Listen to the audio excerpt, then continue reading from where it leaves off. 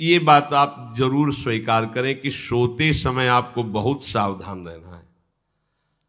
और प्रायः गलती सोते समय करते हैं उपासक की कोई प्रपंच की बात याद करते हुए या मोबाइल देखते हुए या कोई गंदी चेष्टाओं का आपकी रात बेकार चली जाएगी। अगर गंदी चेष्टा हो गई तो सुबह भी बेकार हो जाएगी, दिन भी बेकार हो जाएगा, निरुत्साहित हो जाओगे। सोते समय आपको समय नहीं देना व्यर्थ चिंतन का। उसी समय विषय चिंतन होता है, उसी समय विषय भोग की आकांक्षा जागृत होती, उसी समय विषय देखने की इच्छा होती। मोबाइल है तो जिस समय आप अपनी शैया पर जाएं स्विच ऑफ कर दें। उसमें मैसेज घंटी आने का कोई भी रास्ता मत रखें। मान लीजिए आप उपासक हैं भगवत प्राप्ति के, 30-35 वर्ष ये नहीं था तो सब मर नहीं गए थे। और बोले इमरजेंसी, जब इसकी 30-35 वर्ष से पहले इसकी कोई रचना नहीं थी, मुझे लगता है, क्योंकि 30-35 वर्ष में ही इसका विस्तार देखा है। नहीं तो कभी किसी के पास मोबाइल नहीं। कोई बड़े अधिकारी तो इतना बड़ा वो, इतना बड़ा वाला वो ऐसे रखते थे। नहीं तो मोबाइल तो हमें लगता है 30-35 वर्ष। तो फिर इमरजेंसी कैसे चलती थी? कैसे चलती थी इमरजेंसी? और आप ब्रह्मा हो क्या कि इमरजेंसी संभाल लोगे? स्विच ऑफ करो। जो सब इमरजेंसी संभालने के लिए तैयार, रात दिन न सोता है, वो हर समय जागृत रहता है, वो हमारा आराध्य देव है। स्विच ऑफ करो, चिंतन लगाओ श्री जी का। ये जो रात्रि के शयन के समय मोबाइल में इधर उधर दृश्य देखने हैं, अपने सर्वनाश का बीज बोना है। मान लो, हमारी प्रार्थना मान लो, ये उस समय मन आपको परेशान करेगा जब कमरे की सिटकिनी अंदर से बंद होगी। सबसे प्रार्थना है रात्रि के शयन के समय। तो बोले फिर ठीक है 10 बजे तक देख लेंगे मोबाइल, इसके बाद शयन के समय भजन कर लेंगे। होगा ही नहीं। क्या तुम देखना चाहते हो? प्रिया प्रीतम के सिवा और कुछ क्या देखना चाहते हो? वो तो सुभग सुंदरी सहज सिंगार है, सहज शोभा सर्वांग प्रति सहज रूप वृषभानुनंदिनी। हमारी स्वामिनी जी की सुंदरता छुपाने के लिए आभूषण पहनाए जाते हैं। औरों को तो आभूषण सुंदरता बढ़ाने के लिए, यहां छवि के छिपाए बे को ऐसे के दास होके क्या देखोगे मोबाइल में? क्या देखना चाहते हो? वासना की क्रीड़ा, और तुम उस क्रीड़ा को देखना चाहते हो? परमार्थ के पथिक हो। देखना है तो प्रभु को देखने की वृत्ति रखो, अन्यथा मूंद लो आंखें। प्यारे, महान फल प्राप्त करोगे। सबसे प्रार्थना है एकांत में मोबाइल रूपी दुश्मन से बचो। क्योंकि जब आप गंदी बात कहीं देखोगे तो आपके अंदर वैसे ही चिंतन बनेगा, वो ऐसे ही लगेगा मैं भी ऐसा करूं, मैं भी ऐसा भोगूं, मैं भी ऐसा देखूं। मान लीजिए आप, जब हमारे शास्त्र कहते हैं कि पशु पक्षियों के मैथुन को भी नहीं देखना है, अगर ऐसा एक बार दृष्टि पड़े तो मानसिक प्रणाम करके दोबारा दृष्टि न देना। और आप मोबाइल में ऐसी चेष्टाएं देखोगे, कैसे आप भगवत भजन करोगे? कैसे भगवत प्राप्ति का उद्देश्य रख पाओगे? ये कलयुग की बहुत महीन चाल है कि उसके बिना काम नहीं चलेगा और हम तुम्हें काम से युक्त कर देंगे। इसके बिना काम चलेगा नहीं, तुमको रखना पड़ेगा। और जब तुम इसे रखोगे तो हम काम अपना कर लेंगे। कलयुग ने कहा हम अपनी व्यवस्था बना लेंगे। यहां कह रहे जब आप नींद में जा रहे हैं तो बिल्कुल मानो मृत्यु शैया पे जा रहे हैं। आपको उस समय नाम जप में बहुत ध्यान देना है, कहीं मन बहक ना जाए। तो क्या होगा, 5-6 घंटे जो आप लेटोगे ना, वो भी भजन हो जाएगा। हमारा जो सततम योमाम स्मरति नित्यशा है ना, ये पूरा हो जाएगा। नहीं, उस समय हम सो जाएंगे तो हमारा 6 घंटे का वियोग हो गया, 6 घंटे भजन रुक जाएगा।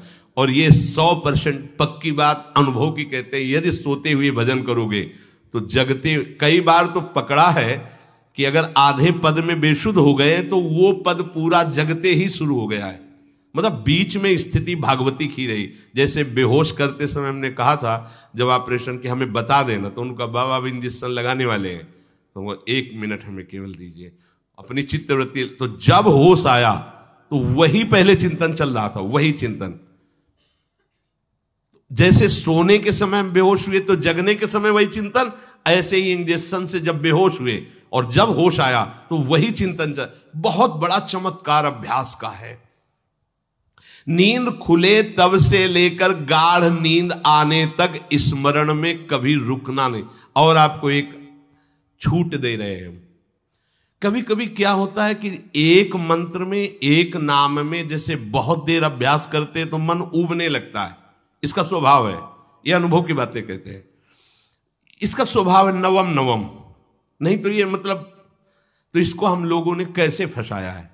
जैसे गुरु मंत्र जप रहे, अब 2-3 घंटे लगातार गुरु मंत्र जप, अब इसको उबन बढ़ी, अब ये छोड़ रहा है, बीच बीच में पता चलता है छोड़ना चाहता है, छोड़ रहा है, तुरंत इसको नाम में फंसाया। अब थोड़ी देर नाम में चला, फिर उब रहा है, बहुत विचित्र है ये, अब उसको फंसा दिया। उस पीछे की बात अभ्यास के समय, नमामि शमीशान निर्वाण रूपम विभुम व्यापकम ब्रह्मवेद स्वरूपम। चिंतन, पदगान कर रहे, ये भगवान शिव पदगान कर रहे हैं, और उसका चिंतन, निर्वाण रूपम विभुम व्यापकम ब्रह्मवेद स्वरूपम। अब अपने यहां अवसर है, सुंदर सुंदर कोई पद गुरु मंत्र जब करते हुए मन जब उबने लगे, राधा वल्लभ श्री हरिवंश, राधा वल्लभ श्री हरिवंश, राधा वल्लभ श्री हरिवंश, इसमें भी उबने लगे, शुरू कर, जोई जोई प्यारो करे सोई मोही भावे, भावे मोही जोई, इसमें भी उबने लगे। सुधा निधि का कोई एक लाइन ले लो, ब्रह्मेश्वरादि सुदुरूह पदारविंद श्रीमत् पराग परमाद्भुत वैभव, ब्रह्मेश्वरादि सुदुरूह छोड़ना नहीं है, तू भाग में नवम नवम दे रहा हूं, नवम नवम। इसको फंसाने के लिए आपके पास अस्त्र हो, जैसे यहां चाकू, यहां पिस्तौल, तलवार, ये वो सब बिल्कुल वीर सजा रहता है, ऐसे ही अपने लोग सजे रहते। छोटा राधा, अब एकदम चिपक गया है आके, तो कैसे मारे, तो छोटी चाकू है ना वैसे, राधा राधा राधा, थोड़ा दूरी राधा वल्लभ श्री हरिवंश, थोड़ा और दूरी गुरु मंत्र, बड़े बड़े अस्त्र अपने पास रख ले, बहुत भाग रहा है तो फंसा दिया। प्रथम यथावति प्रणव श्री, अब लग पूरा पदगा, पूरा पदगा उसमें लग, प्रथम यथामति प्रणव। भोजन पाते समय ऐसा अभ्यास किया है, 1 घंटा के पहले भोजन नहीं होता, चाहे 2 रोटी पाना हो, समय लगता है भोजन, आराम से एक एक नाम, एक एक, कुछ भी हल्ला मचाओ, कोई फर्क नहीं पड़ेगा, अपना चलेगा। अभ्यास स्नान के समय, भोजन के समय, किसी क्रिया के करते समय, किसी से बात करते समय, सोते समय, ये विशेष स्थान जहां में सावधान रहना है। यहां भजन छूटता है, ध्यान देना, यही भजन छूटता है। चलते समय, क्रियावान होते समय, प्रसाद पाते समय, या किसी से बतराते समय, ये सब भजन के छूटने के स्थान है, और यही पकड़ना है भजन को।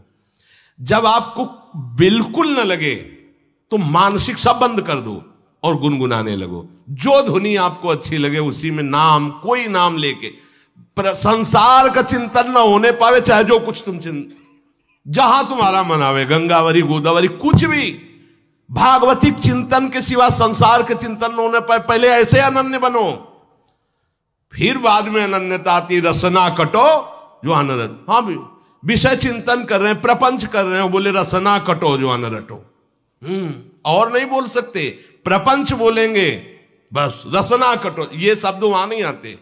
पहले हम आपको छूट देते, भक्त चरित्र, भगवान की चरित्र, नाम, कीर्तन, मंत्र, जो भी चाहो, संसार का चिंतन मत होने देना, पहले ये पकड़ो, फिर आगे चल करके जब पवित्र हृदय होगा तब ये निष्ठा आती, रसना कटो जो अन रटो, निरखियन फुटो नयन।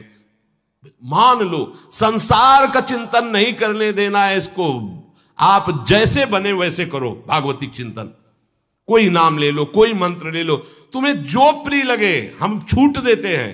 ये हम नहीं करें कि रसना कटो जो अन रटो, ये बाद की बात है, हमें पहले इसका संसार चिंतन रोकना है। कैसे छूटेगा, कैसे छूटेगा, हमें यह पकड़ना है, नहीं तो निष्ठा की बात। जो हरि नाम जगत त्रिशिरोमणि वंश बिना कब हूं, हरिवंश बोलेंगे नहीं, हरि बोलना नहीं है, हरि बोलना नहीं, क्योंकि जो हरिनाम जगत त्रिशिरोमणि वंश बिना, और हरिवंश बोलना नहीं है क्योंकि प्रपंच में रति। तो क्या करो, जो तुम्हें प्रिय लगे पहले उसे पकड़ो, ये हम अंदर की बात करें, प्रवचन की बात नहीं कह रहे। मन को फंसाना है हमें। राम कृष्ण हरि जहां लगे इसको लगाओ, पहले इसको फंसाओ, संसार का चिंतन न होने दे। गीता भागवत भक्त चरित्र कुछ भी कहीं भी इसे फंसाओ, पहले संसार का चिंतन न होने दो, फिर लाओ इसको घुमा के निकुंज वाटिका में। फिर तो भागेगा ही नहीं, फिर नहीं भागेगा।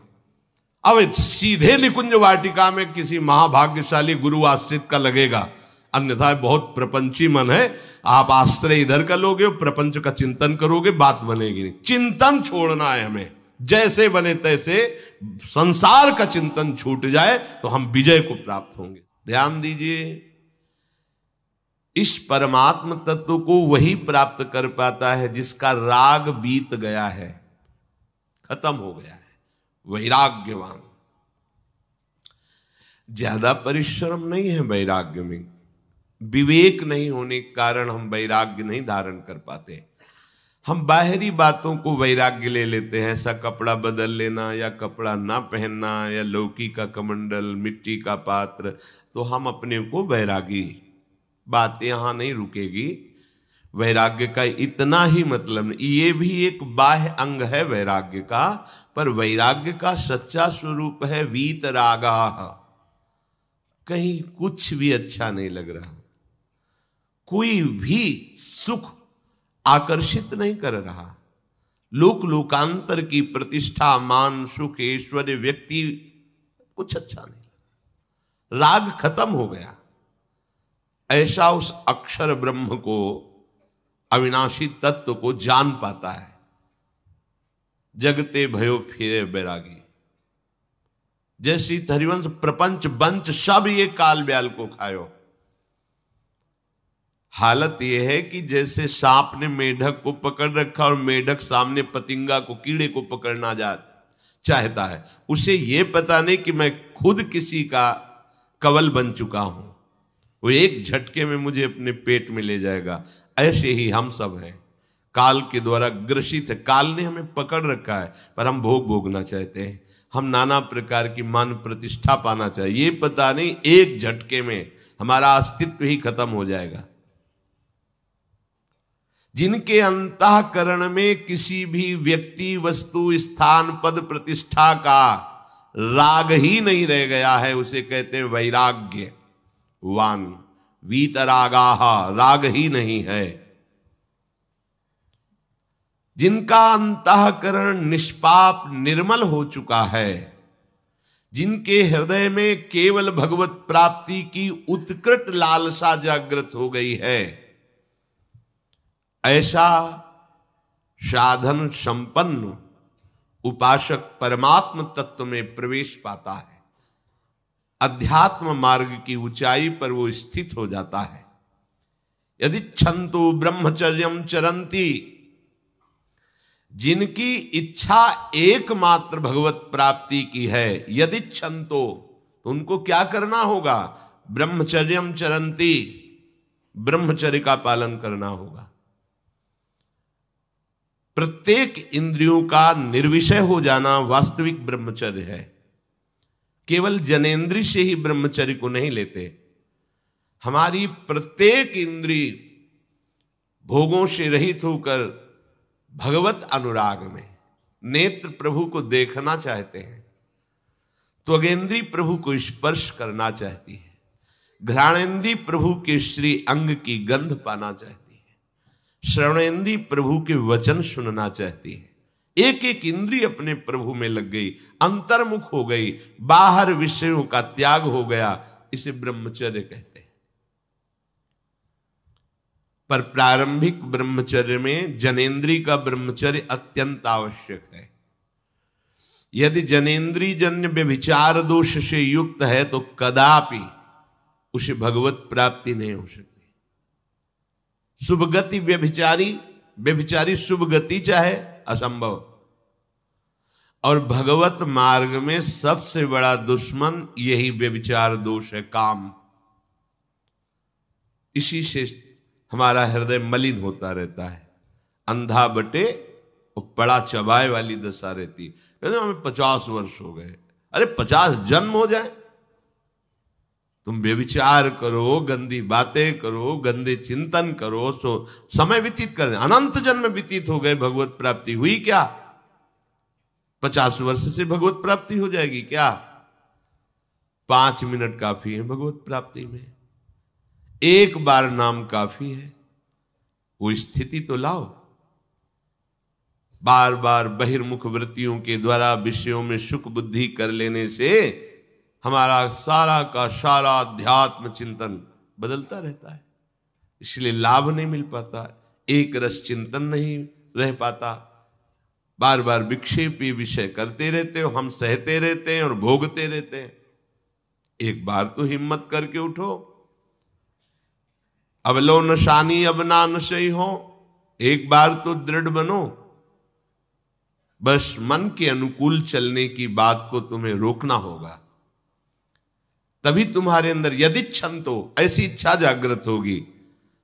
पक्का पक्का ऐसा ही है, जब हम किसी विषय के वेग को सहते हैं, विषय नहीं भोगते हैं, तो मन बहुत जलाता है। उस जलन में फिर एक ही बात होती है, बस भगवत प्राप्ति हो जाए, झंझट खत्म हो जाए।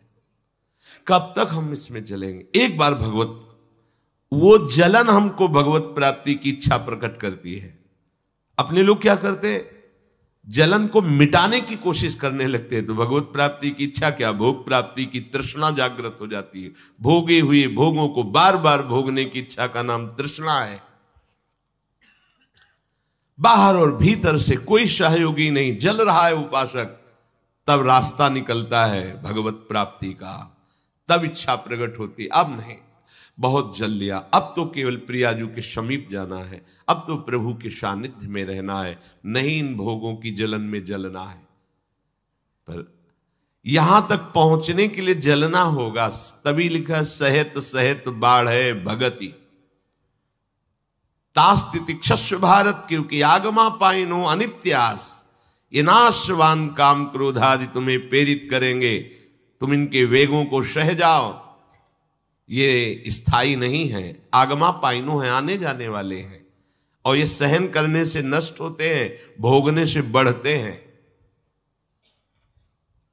यदि क्षंतो, अगर भगवत प्राप्ति की इच्छा है तो ब्रह्मचर्यम चरंती, ब्रह्मचर्य का पालन करना ही होगा, इसमें कोई गुंजाइश नहीं, क्योंकि आप चल ही नहीं सकते।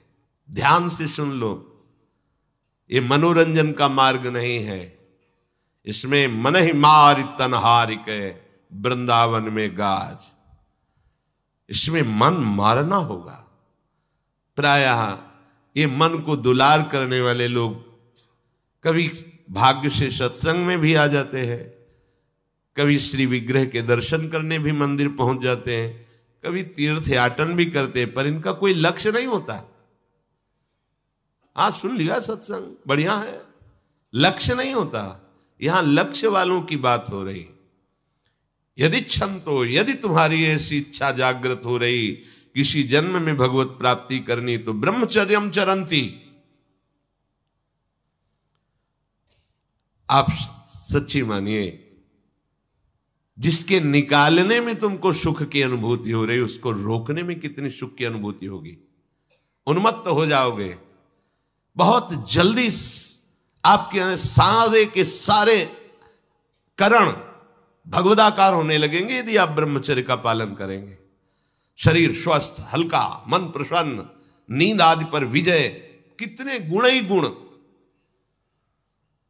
और ब्रह्मचर्यहीन आलस्य, प्रमाद, भोगों का चिंतन, मन का डिप्रेशन में पहुंचना, कमर में दर्द, टांगों में दर्द, सर में दर्द, घबराहट होना, बिना किसी कारण के मन भयभीत हो रहा है, भोजन अपच हो रहा है, बिना किसी प्रक्रिया के वीरनाश हो रहा है, बिना किसी प्रक्रिया के।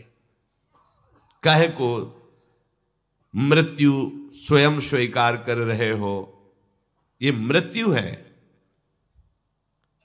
चाहे भगवान दत्तात्रेय